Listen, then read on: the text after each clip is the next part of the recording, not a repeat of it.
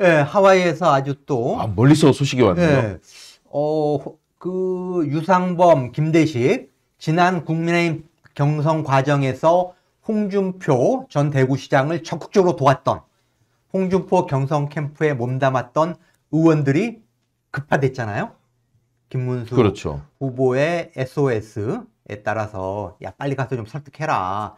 계속 홍준표 후보가 국힘에 대해서 비판적인 메시지를 내놓고 있는데 그거 좀 주저앉히고 김문수 후보 지지하는 그거 좀 받아와라 라고 해서 하와이로 달려갔죠. 그래서 4명의 그 사절단이 홍준표 전 대구시장을 2차례 만나가지고 읍소도 하고 뭐 하여튼 해가지고 어쨌든 그때 홍준표 의원이 페북에 띄운 메시지는 나 이제 대선 끝나면 돌아갈게.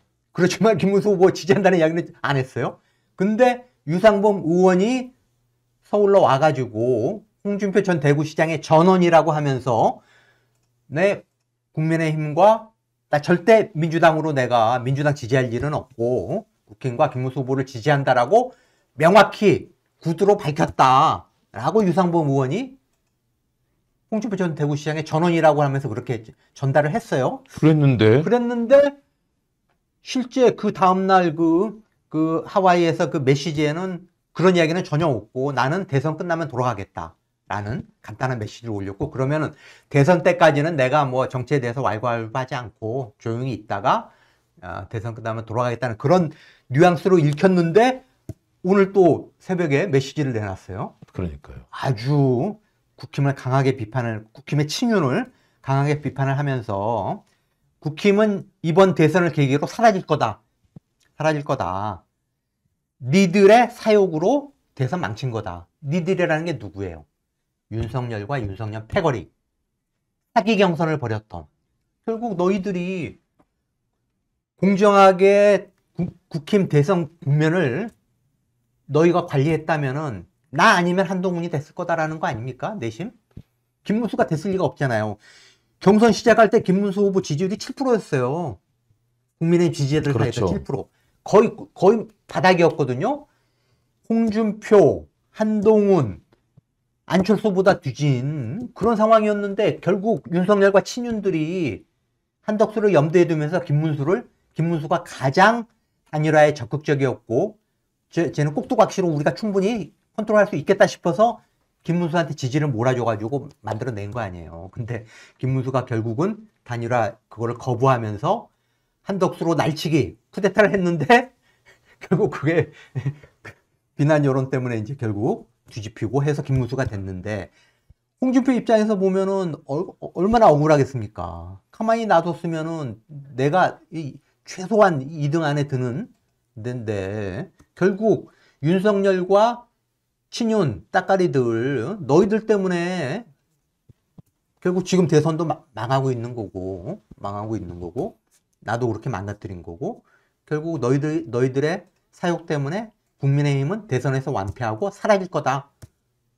이렇게 얘기한 거죠. 네, 이렇게 이야기한 홍준표 전 시장 입장에서는 너무너무 화가 나는 게 제가 2007년 대선 때 홍준표 당시 의원의 대선 후보 인터뷰를 한 기억이 납니다. 예. 그러니까 그게 18년 전이거든요. 예. 그러니까 20년 이상 대통령이 되기에 준비해왔던 홍준표 시장. 예. 얼마나 많은 정책이 있고 세력을 만들고 노력했겠습니까? 그런데 그렇죠. 불과 두세 달 만에 갑자기 대권 후보를 지금 김문수라는 예. 정치인이 가져가지 않았습니까? 예. 너무너무 화가 난 것 같아요. 예. 앞으로 맞습니다. 서로 화합하고 얘기하기는 쉽지 않은데 홍카콜라처럼 뭐 계속해서 톡 쏘는 그런 메시지를 내놓을 것 같아요. 예. 지금 오늘이 이제 사전투표 29니까 29, 30, 1, 2, 31일까지 있죠. 오늘 이제 D5입니다. 5일 5일 남았습니다. 남았군요. 글쎄요, 뭐 이제 또 아마 지금 김문수 대선 캠프 발칵 뒤집혔을 거예요. 홍준표 간신히 한동훈 후보 설득해가지고 그래도 좀 이제 선거운동에 좀 이렇게 같이 움직이지는 않더라도 한 번은 같이 모이기도 했었고 그래서 한동훈 후보가 조금은 좀 적극적으로 움직여주고 있고 홍준표 의원 또 잠잠하게 가라앉혔다 싶었는데 오늘 아주 강한 그런 메시지를 내놨기 때문에 또다시 2차 사절단을 파견하지 않을까요? 3H라고 그랬잖아요. 3H 한덕수가 협력하지 않고 한동훈이 자기 정치만 하고 예. 그리고 홍준표의 하와이에서의 아주 저주 섞인 메시지 예. 이게 골치 아팠는데 예. 지금 계속해서 터져나오고 있습니다. 예. 그래서 지금 하여튼 김문수 후보 지금 대선 캠프에서는 뭐 지금 계속 뭐 홍준표 전 대구시장 향해서 뭐 배신자니 뭐 또 이렇게 좀 또 독소를 내뿜는 의원들이 나오고 있는데 글쎄요 좀 또다시 좀 이렇게 강하게 또 어필을 하지 않을까 싶은데 홍 대구시장이 뭐 그걸 받아들일 리가 없죠. 그렇죠. 그러기엔 이미 또- 자기 갈 길은 정해진 걸로 그렇죠. 보이고요. 그리고 한다면 차기 당권을 놓고 그렇죠. 박지원 의원이 얘기했듯이 예. 차기 당권을 차지할 수 있는 유일한 정치력이 있는 사람은 홍준표다라는 예, 그런 그렇죠. 메시지처럼 그렇죠. 아마 이 흐름에서 정리를 하고 이제 폐허가 돼버린 그런 정당을 접수해서 앞으로 이끌 거다. 그렇죠. 그런 분위기로 그렇죠. 가는 것 같습니다. 그렇죠. 홍준표 대구시장이 어쨌든 대선 끝나면 귀국하겠다고 밝혔으니까 귀국을 하게 되면은 결국 김문수 후보 중심으로 지금 모여 있는 친윤 권영세, 권성동을 비롯한 친윤들 이철규 뭐 윤한홍 그런 친윤 세력 다음에 홍준표가 뭐 이준석 후보하고 손을 잡을 가능성도 있고요. 다음에 한동훈 이런 식의 어떤 3파전 당권을 둘러싼 3파전이 벌어질 거고 국힘이 분열하면서 새로운 보수신당이 만들어질 가능성도 있고 네. 그래서 저는 하여튼 굉장히 요동칠 거다. 한국 정치가 아주 역동적입니다. 예, 예. 또 오늘은 영화 신명의 이 예. 개봉 시사회도 있다고 하는데요. 예. 그 중에 그 주인공이 누굽니까? 바로 국정농단의 주인공 김건희. 예. 지금 숨어 있지만 예. 많은 분들이 관련된 여러 가지 검찰 조사 예. 또 경찰 수사 내용들을 보고 있는데요. 그 아래 문고리로 불리는 예. 그 수행비서 예. 그분 얘기도 지금 나오고 있어요. 그렇죠. 코바나 컨텐츠 시절부터 김건희가 옆에 이제 데리고 다녔던 일종의 그 비서라고 봐야죠. 몸종, 하녀, 상궁, 비서 예. 뭐 이렇게 예, 얘기합니다. 맞습니다.